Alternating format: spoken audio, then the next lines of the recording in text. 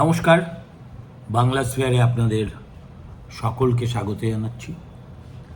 দেখুন, কালিয়াচকে জাতীয় সড়কের উপরে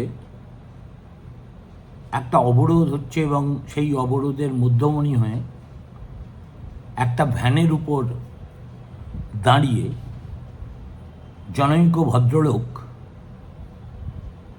যেভাবে পারেন মানুষকে উত্ত্যক্ত করার চেষ্টা করছেন, উত্তেজিত করার চেষ্টা করছেন। এই খবরটা আমার কাছে গতকাল রাতেই এসেছিল, ছবিটাও এসেছিল। কিন্তু সত্যি বলছি, আমি বিষয়টাকে তখন এত গুরুত্বই দিতে চাইনি বা পারিনি।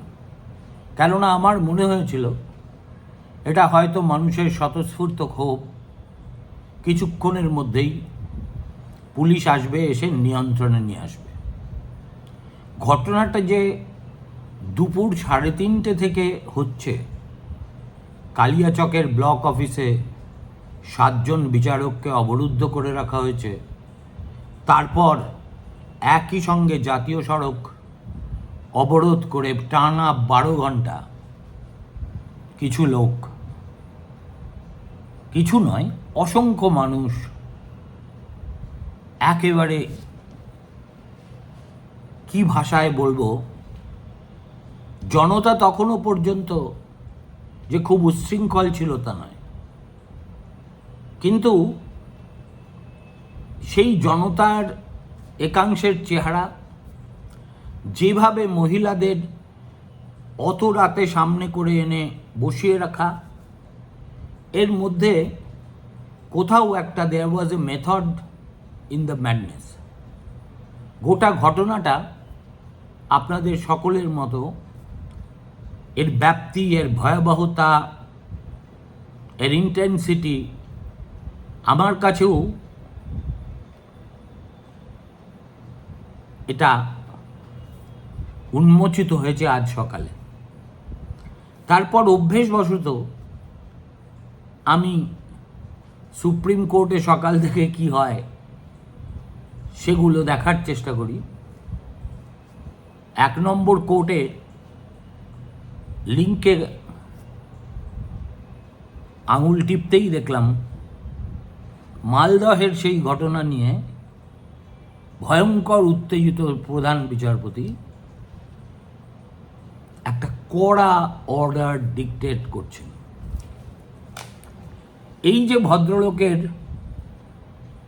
ছবি আমি আপনাদের সামনে রেখেছি, এবং দৃশ্যতই ইনি গতকালের ঘটনার মূল চক্রী। কেন চক্রী, কিভাবে চক্রী, সেটা আপনারা যারা ওই ভিডিও দেখেছেন তারা প্রত্যেকেই বুঝতে পারবেন। অথচ ভদ্রলোককে পুলিশ এখনো পর্যন্ত গ্রেফতারই করতে পারেনি। এটাই হচ্ছে বাংলার পুলিশের এক বিচিত্র আচরণ। যারা ঘটনার সঙ্গে যুক্ত তাদেরকে অ্যারেস্ট করে না, বা করতে পারে না, বা নির্দেশ থাকে না করার, কিন্তু বেশ কিছু লোককে অ্যারেস্ট করে তারা এমন ভাব দেখায় যেন বিরাট কাজের কাজ করেছে। আজকে 18 জনকে পুলিশ ওই এলাকা থেকে গ্রেফতার করেছে, কিন্তু এই যে ভদ্রলোক, যিনি কালকে ঘন্টার পর ঘন্টা ওই ভ্যানের মাথায় দাঁড়িয়ে জনতাকে প্ররোচিত করেই যাচ্ছিলেন, তার দর্শন এখনো পর্যন্ত পুলিশ পেয়েই উঠল না। এই ভদ্রলোক কে? আপনারা শুনলে অবাক হয়ে যাবেন। এই ভদ্রলোক কলকাতা হাইকোর্টেরই এক আইনজীবী। অতএব আমাদের কলকাতা হাইকোর্টের প্রধান বিচারপতি ইচ্ছে করলে প্রথমেই যে কাজটা করতে পারেন সেটা হলো এর লাইসেন্সটাই বাতিল করে দেওয়া। একথা ঠিক যে ওই এলাকার বাবলা নামক একটা গ্রামে তার বাড়ি, কিন্তু তিনি ইদানিং বহুদিন হলো মালদায় থাকেনই না। যখনই যেখানে কোনো ঝামেলার উদ্ভব হয় তিনি সেখানে মুসলিম সমাজের ত্রাতা হিসেবে আবির্ভূত হন এবং এই ধরনের উস্কানিমূলক প্রচার করে থাকেন। আশ্চর্য লাগে পশ্চিমবঙ্গ সরকার এতদিন পর্যন্ত এর বিরুদ্ধে কোনো ব্যবস্থা নেয়নি কেন। এই ভদ্রলোক গতবার ইটাহারে এমআইএমের প্রার্থী হিসেবে দাঁড়িয়েছিলেন। শীতলকুচিতে যখন নিরীহ মুসলিমদের উপর কেন্দ্রীয় বাহিনী সহসা গুলি চালিয়ে দিয়েছিল, সেখানেও গিয়ে জলকে ঘোলা করার চেষ্টার একজন কুশীলব ছিলেন ইনি। তার মানে he is profession other than ল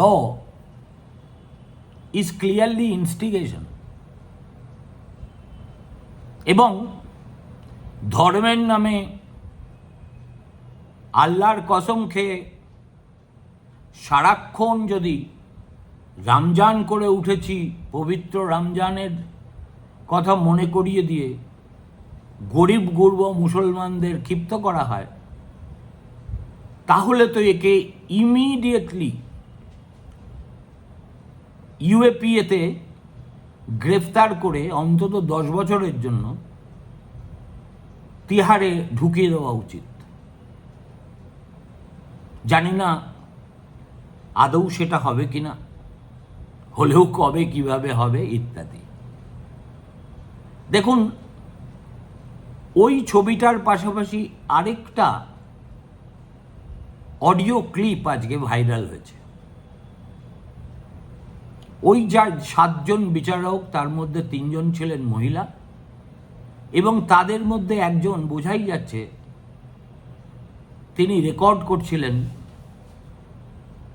এবং নিশ্চয়ই সেটা তার ইচ্ছে ছিল বা তিনি পেরেওছেন হাইকোর্টের প্রধান বিচারপতিকে পাঠাতে। সেখানে কিন্তু বিচারকের ভূমিকায় তিনি কথা বলছিলেন না, কথা বলছিলেন একজন বিপন্না মায়ের কণ্ঠে যা শোনা যায় ঠিক সেই কথা। তার আর্জি ছিল, আমার যদি ভালো মন্দ কিছু হয়ে যায় তাহলে মাননীয় হাইকোর্ট যেন আমার সন্তানদের দেখভালের ব্যবস্থা করে। এ quintessential mother crying for her babies. এরপরেও কি আমাদের বাঙালির তথাকথিত বিবেক জাগ্রত হয়েছে? হবে, হওয়া সম্ভব? আমার বিনীত উত্তর হলো না।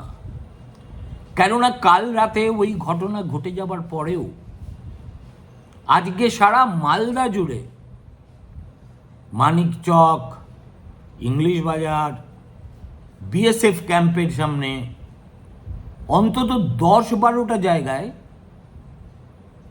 অত বড় স্কেলে না হলেও বিক্ষোভ, কোথাও বাঁশ দিয়ে পথ অবরোধ, কোথাও টায়ার জ্বালিয়ে পথ অবরোধ হয়েই চলেছে। এবং আপনারা শুনলে আশ্চর্য হবেন, গতকাল যে এসপি ওই ঘটনাস্থলে গিয়ে পরিস্থিতি নিয়ন্ত্রণের কোনো চেষ্টা করেননি, যদিও বিচারকদের উদ্ধার করার কাজে নেতৃত্ব দিয়েছিলেন, আজকে তার গাড়িও বিক্ষোভকারীরা ভাঙচুর করে দিয়েছে। তার গাড়ির যে চালক, তার মাথা ফাটিয়ে দিয়েছে। সুতরাং আমরা কোথায় বাস করছি এ প্রশ্ন যদি আমাকে জিজ্ঞেস করেন, আমার পক্ষে উত্তর দেওয়াই সম্ভব না।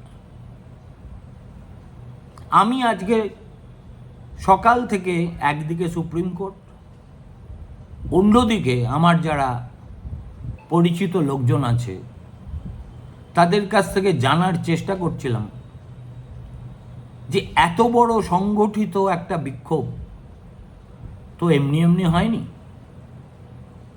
এর পিছনে তাহলে কারা? সবচেয়ে হাস্যকর ব্যাখ্যাটা অবশ্য মুখ্যমন্ত্রী নিজেই দিয়ে দিয়েছেন। তিনি এই ঘটনার জন্য অমিত শাহকে দায়ী করেছেন। আপনারা দেখবেন প্রতিটি বিক্ষোভে, গত রাতের বিক্ষোভ পর্যন্ত, বিজেপির দালাল জ্ঞানেশ কুমার নিপাত যাক। অর্থাৎ এই বিক্ষুব্ধ জনতার রাগের উপলক্ষ হচ্ছে জ্ঞানেশ কুমার এবং বিজেপি। তারা নাকি তাদের অমিত শাহ পাঠিয়ে দিয়েছে এইভাবে অশান্তি করে বাংলার দুর্নাম করবে বলে। ছাড়ুন, পাগলের প্রলাপে আমি ঢুকছি না। কিন্তু এখনো পর্যন্ত পুলিশ মাত্র 18 জনকে গ্রেফতার করতে পেরেছে। প্রত্যেককেই মহকুমা বিচারক না জেলা বিচারক প্রত্যেককেই 10 দিনের সাজা দিয়েছে। কিন্তু কেউ বলতে পারছে না এই ঘটনার পিছনে ঠিক কারা যুক্ত। আজ রাত পর্যন্ত তা আদৌ স্পষ্ট নয়। দেখুন, মালদার এই যে কালিয়াচক এলাকা, এই এলাকা সম্পর্কে যাদের সামান্য জ্ঞানগম্যি আছে তারা জানেন উত্তরবঙ্গের সবচাইতে দুষ্কৃতি প্রবণ এলাকা যদি কিছু থেকে থাকে তাহলে সেটা হলো এই কালিয়াচক। 3টে ব্লক আছে। 3টে ব্লকের আওতায় বৈষ্ণবনগর যেমন আছে, তেমনি মোথাবাড়ি আছে। এই মোথাবাড়িতে হনুমান জয়ন্তীর দিন, যে হনুমান জয়ন্তী গতকাল গেল, কি কাণ্ড হয়েছিল, কি লেভেলের সাম্প্রদায়িক দাঙ্গা হয়েছিল আমরা তা দেখেছি। এবং তারপর থেকেই পরিস্থিতি নিয়ন্ত্রণে এলেও একটা থমথমে ভাব ছিলই। আমরা যখন মালদায় যেতাম নির্বাচন উপলক্ষে বা অন্যান্য কাজে, তখন এই কালিয়াচকের নামেই মালদাবাসীদের মুখে নানা রকম গালগল্প শুনেছি। নিজেও অন্তত কয়েকবার সেখানে গেছি। এরা পুলিশ স্টেশন জ্বালিয়ে দিয়েছিল একটা ঘটনায়। অনেকে রসিকতা করে বলেন কাশ্মীরে জঙ্গিদের হাতে যে আগ্নেয়াস্ত্র আছে তার চেয়ে তো ভয়ঙ্কর আগ্নেয়াস্ত্র খুঁজতে হলে একবার কালিয়াচকে ঘুরে আসুন। সব কিছুর মধ্যেই অতিরঞ্জন থাকে। আমি ধরে নিচ্ছি এটাও সেরকমই অতিরঞ্জন। কিন্তু সবচেয়ে বড় কথা হলো অতিরঞ্জনের মধ্যেও কিন্তু একটা জায়গার চরিত্র পরিষ্কার বোঝা যায়। আমাকে যদি জিজ্ঞেস করেন, আমি বলবো এটা প্রশাসন এবং পুলিশের একেবারে ইজ অ্যান অ্যাবিসমাল ফেইলিওর। ভোটার তালিকা থেকে নাম বাদ যাওয়ায় মানুষ ক্ষুব্ধ হতে পারে, এটা প্রত্যাশিত। সেই ক্ষোভ যেরকম সংগঠিত গুন্ডামিতে পর্যবসিত হবে সেটা অবশ্যই প্রত্যাশিত নয়। কিন্তু সুপ্রিম কোর্ট যে ইতিমধ্যেই অ্যাডজুডিকেশনে বাদ যাওয়া লোকেদের আরেকবার ভোটার লিস্টে অন্তর্ভুক্তির সুযোগ দিয়েছে, সে ব্যাপারে বিক্ষুব্ধ জনতাকে সেন্সিটাইজ করার কাজ কাদের? অবশ্যই ডিস্ট্রিক্ট অ্যাডমিনিস্ট্রেশন। কালকে যখন অত বড় ঘটনা ঘটছে, একজন জেলা প্রশাসনের আধিকারিককেও দেখলাম না সেখানে এসে মাইক নিয়ে দাঁড়িয়ে বিক্ষুব্ধ জনতাকে বোঝানোর চেষ্টা করছেন যে ভাই, নাম কাটা গেছে মানেই এই নয় যে নাম চিরতরে কাটা যাবে। এবার আপনারা অ্যাপেলেট ট্রাইব্যুনালে যেতে পারেন, আপিল করতে পারেন, সেই সুযোগ মহামান্য সুপ্রিম কোর্ট দিয়েছে। দেখুন, গুন্ডা, বদমাশ, চোরাচালানকারী বলে একদল মানুষকে দাগিয়ে দেওয়া খুব সোজা, কিন্তু এইরকম একটা কথা যদি জেলার সার্বিক আইন শৃঙ্খলা পরিস্থিতির কথা মাথায় রেখে জেলা প্রশাসনের পক্ষ থেকে এলাকায় এলাকায় মাইকিং করা হতো, আমার ধারণা এই ধরনের উচ্ছৃঙ্খল উন্মত্ত জনতার রোষানলে বিচারকদের পড়তে হতো না, 12 ঘন্টা বন্ধ রাখতে হতো না জাতীয় সড়ক। এখন প্রশ্ন উঠছে খুব কনভেনিয়েন্টলি, তৃণমূলের নেত্রী এবং তার সাঙ্গপাঙ্গরা বলতে শুরু করেছেন, স্যার আমাদের হাতে তো আর আইন শৃঙ্খলা নেই নেই নেই নেই। কতবার যে নেই বললেন দিদিমণি, একই কথা আজ বলার চেষ্টা করছিলেন হুঁকোটি বাড়ায় রয়েছে দাঁড়ায় যারা থাকেন, একবার অ্যাডভোকেট জেনারেল, একবার কল্যাণ বন্দ্যোপাধ্যায়। অ্যাডভোকেট জেনারেলকে তো একেবারে ধুয়ে দিলেন সূর্যকান্ত, কল্যাণ বন্দ্যোপাধ্যায়ের কথাও কানে তুললেন না। দেখুন, যারা আজকে বলছে আমাদের হাতে ক্ষমতা নেই, তারাই হাইকোর্টে গিয়ে পিআইএল করেছিল তাদের হাত থেকে ক্ষমতা যে কেড়ে নেওয়া হচ্ছে তার বিরুদ্ধে নালিশ জানাতে। হাইকোর্ট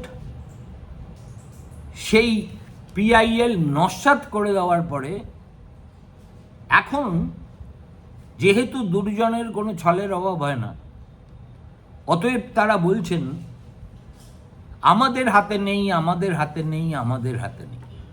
আমাদের হাতে না থাকার মানেটা কি? আমি ধরে নিলাম মালদার ডিএম হয়ে যিনি গেছেন বা এসপি হয়ে গেছেন, তারা সবে সেখানে পৌঁছেছেন, ভালো করে পরিস্থিতি মূল্যায়ন করার মতো অবকাশটুকুও হয়তো তারা পাননি। তার মানে কি নিচুতলার পুলিশে সার্বিক রদবদল হয়ে গেছে? তার মানে কি মুখ্যমন্ত্রী তার নিজস্ব সূত্র থেকে কোথায় কি হচ্ছে সেটা জানতে পারছেন না?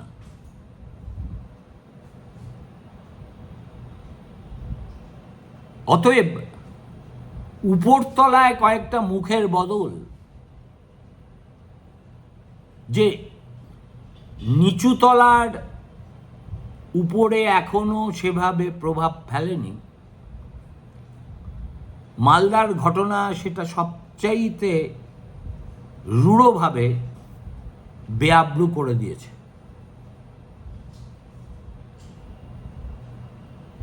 ফলে নির্বাচন কমিশন যদি মনে করে থাকে যে মাথাদের সরিয়ে ধরটাকে অকেজো করে দেওয়া যাবে, তাহলে তারা পশ্চিমবঙ্গকেও চেনেন না, পশ্চিমবঙ্গের নিচুতলার পুলিশকেও চেনেন না, নিচুতলার আমলাতন্ত্রকেও চেনেন না। এরা নবান্নের ইন্ধনে একেবারে শেষ বিন্দু পর্যন্ত লড়ে যাবে তৃণমূলের ক্যাডার বাহিনীর মতো কাজ করতে। সুতরাং প্রশ্নটা উপরতলায় রদবদলের নয়, উপরটা বদল হলেই তলাটা সহসা বদলায় না। বদলাতে গেলে যে ধরনের এক্সেম্পলারি অ্যাকশন নেওয়া দরকার, নির্বাচন কমিশন সে ব্যাপারে একেবারেই ছুটো জগন্নাথ। তারা শুধু মিটিং করেন, কখনো ডিএমদের সঙ্গে, কখনো পুলিশের কর্তাদের সঙ্গে, আর তাদের নিজেদের অফিসই রোজ তৃণমূলের ঝান্ডা হাতে থাকা গুন্ডাদের দ্বারা অবরুদ্ধ হয়ে থাকে। সুতরাং এই বাংলায় ভবি ভোলার নয়, আর এই ধরনের কসমেটিক এক্সারসাইজ করেও যেখানে সার্জারি করা প্রয়োজন সেখানে হোমিওপ্যাথি ডোজ দিয়ে সমস্যার সমাধান হবে না।